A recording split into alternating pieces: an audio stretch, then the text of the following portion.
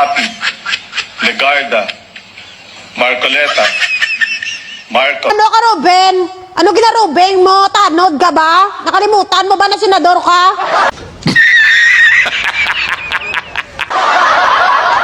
Required ba talaga yan? Napagala-gala ka dyan na para kang tanga. Masyadong papampa, masyadong papansin ng ano na to, ex-convict na senador na to. Dapat nag-apply ka na lang, Tanod, kung gusto mo mag-rubing. Para siya yung classmate mo na ano, na natatae ba? Na hindi mapakali, na nag-aantay ng ano, ng break time na natatae. Ganyan siya. Masyado to ex-convict na to porket na sa majority, pilingon. Tingnan mo pag nasa minority na naman yan, na musi-musi na naman siya sa kilid, kang magsipat-sipat lang yung mata niya. Magbabrush-brush lang siya, magsuklay-suklay lang siya ng bigote niya sa gilid. Ganyan ang gagawin niya. Ngayon na sa majority, feeling high and mighty ang animal. Che! Ex-convict! Ay, putang ina, kakabukas ko pa lang ng laptop, buti na lang marunong ako. Meron agad balita, according kay Tere Redon, 215 votes. My good, Sarah, yan yung resulta ng kabobohan mo. Ni laptop, hindi ka marunong magbukas, kaya tingnan mo. Pati yung 200 na mga kongresista, gusto ko nang i-impeach dahil sa kabobohan mong hindot ka. Right? Imagine nyo na lang ha, may vice presidente tayo.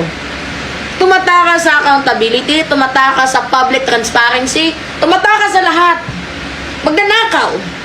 Greatest, fastest, pang Guinness Book of World Record. Tapos siya din yung pinaka pang Guinness Book of World Record na hindi marunong mag-laptop na isang vice-presidente. Nakukuha mo yung urge ko. Nakukuha mo yung galit ko. Gusto ko mag-super saiyan. Kaso super saiyan ang nangyayari sa'yo. Buhay ito. Ewan ko ba, sa mga kultong DDS, bakit nyo ginugusto itong si Sarah?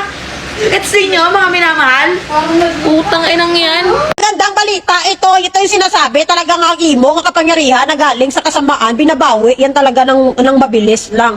Dadaan na talaga, temporary lang talaga, basta sa galing sa kasamaan ng iyong posisyon. Ang tatawag na gaba, di tudo-tudo.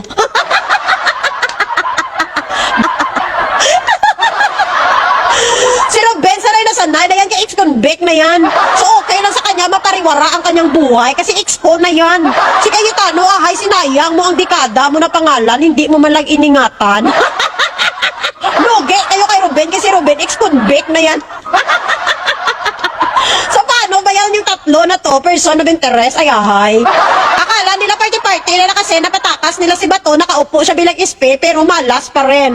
Kasi madadawit sila sa pagtakas ni Bato. Kaya kung mapansin mo si Cayetano, hala, todo siya explain, todo siya ganito, ganyan, press con to the left, press con to the right, live to the left, live to the right. Alam nyo, ito yung sinasabi natin, no, na ang iyong posisyon kung galing sa kasamaan at talagang dinaan mo talaga sa karahasan, ito yung talagang mangyayari sa'yo. Karma, di todo. Gaba. Please lang, imbestigahan yung maigi at panagutin ang dapat panagutin ng mga kasabwat sa pagtakas ng isang pugante. Manahunt nyo na si Bato! Manahunt nyo si Bato at ikulong ang mga senator. Palitan na tong SP na bulok. Hoy, mag-resign ka na kayo, Tano. Mahiya ka naman.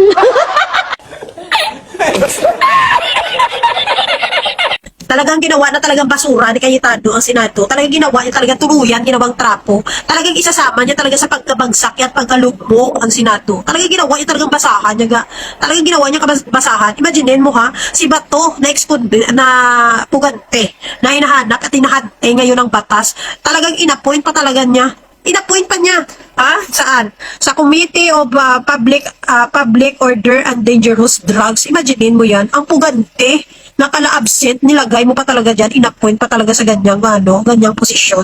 Alala na simo, Cayetano. Ang imo, yung atornilyo, wala na naiyaga-yaga, wala nagakapit. Talagang nagkakalatanggal na.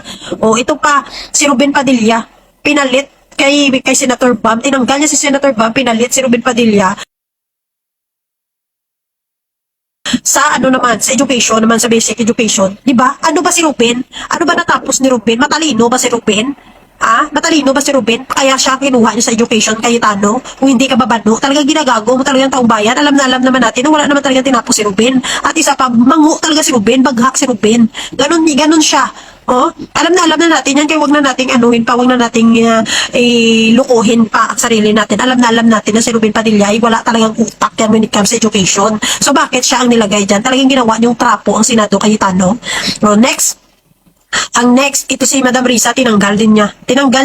So, ang pinalit niya doon, si Boy Malasakit. Kasi si Madam Risa is nasa ano siya nasa health yan si Madam Risa, no? Committee on the Health and Demography. Tinanggal niya yan. At pinalit niya si Bungbon na si Boy Lugaw. No? Diba? At si Senator Kiko Pangilinan, tinanggal din niya sa agriculture. Pinalit niya si Camille Villar, nga alam naman natin, nga sakim sa kalupaan yan. Di ba? Alam naman natin na kung gaano yan kasakim sa lupa ang mga bilyar. So, yun ang nilagay niya sa agriculture. So, wag na kayo magtaka dyan kung mga kalupaan dyan sa gilid-gilid nyo na mga pang-agrikultura ay gagawin na nilang subdivision. Huwag na kayo mag-expect, ganyan ang gusto nyo, di ba? Yung ginagago kayo mga DDS, ito na yung gusto nyo, matutuwa pa kayo. So, huwag na kayo mag-expect na yung mga anak nyo tatalino, huwag kayo mag-expect na may sakahan pa kayo, na may tataniman pa kayo, o kung si Bilyar ang nakapwisto dyan. Tingnan lang natin. Tapos dito naman si Marco Bita syempre sa Blue Ribbon, ampay-nampay yan talaga ni Marco Bita, kasi babalik na si Gutesa, di ba nagtago si Gutesa nung nakaraan. O ngayon, dahil wala na si Senator Ping, hindi na siya sa Blue Ribbon, ibabalik na si Gutesa at ibabalik nila yung 18 millions. So, di ba? Ganun lang yun. Naglulukuhan lang tayo dito. Naglulukuhan lang, ginagagong taong bayan. So, ayan, mga DDS, maging happy kayo sa mga nakaupo dyan. Sana pag-isipan nyo din mabuti kung sa tingin nyo ba deserving sila talaga sa kanilang posisyon na binigay sa kanilang mga in-appoint na posisyon. Mag-isip kayo mabuti. Hindi para sa sarili mo, kundi sa anak mo. Ganun na lang.